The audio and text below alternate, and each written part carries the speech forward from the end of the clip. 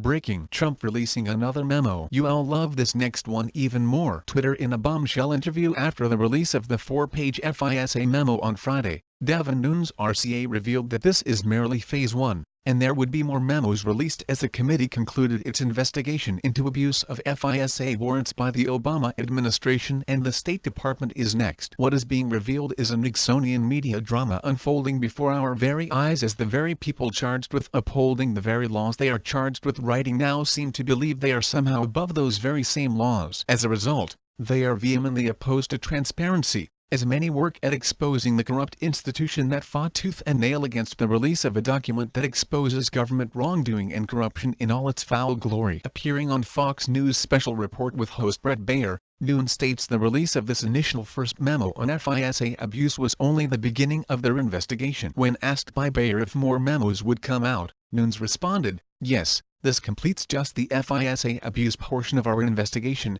adding that the investigation is ongoing. "We are in the middle of what I call phase 2 of our investigation, which involves other departments," Nunes continued. Specifically, the State Department and some of the involvement they had in this. That investigation is ongoing and we continue work towards finding answers and asking the right questions to try to get to the bottom of what exactly the State Department was up to in terms of this Russia investigation.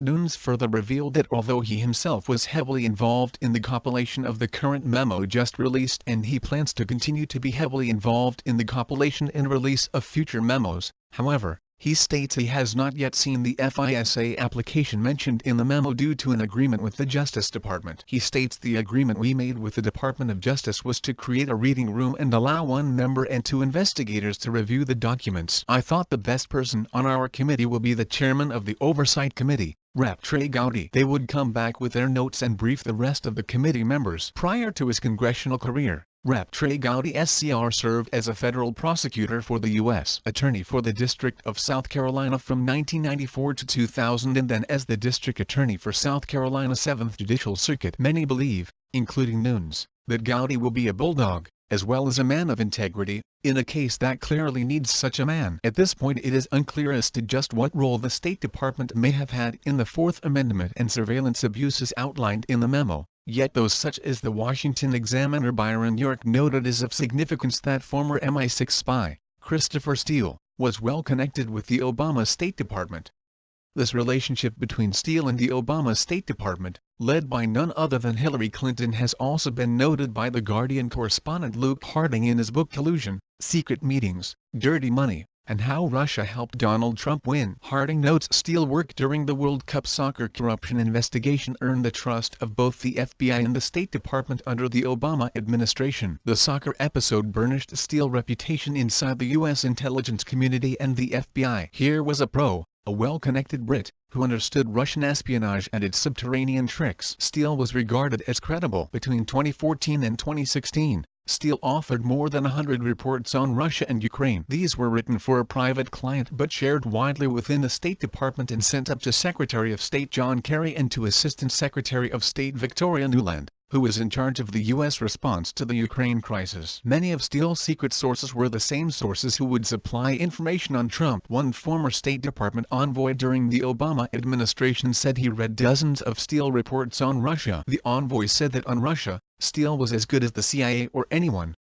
Steele's professional reputation inside U.S. agencies would prove important the next time he discovered alarming material, and lit the fuse again. The Washington Examiner also notes that aside from the now debunked, infamous Trump-Russia dossier in all its salacious 35-page glory assembled at the behest of Hillary and the DNC by opposition research firm Fusion GPS, congressional investigators are now also looking into whether Steele may have compiled other additional phony reports on President Donald Trump and whether or not those reports have made their way to the State Department. York states they are looking into whether those reports made their way to the State Department. They also seeking to learn what individual State Department officials did in relation to Steele and whether there were any contacts between the State Department and the FBI or Justice Department concerning the anti-Trump material. In the coming months, It will be interesting to see how both the Trump administration and the State Department led now by Secretary of State Rex Tillerson will respond to Phase 2 and the media circus that will ensue. And it easier just to say the Russians did it and be done with it. Thinking is really hard and critical thinking isn't possible. Now, where did I put my safe space? Rep. Michael Williams Jr. said it best: the leadership of the FBI and DOJ behaved in a way we would expect of the former Soviet Union,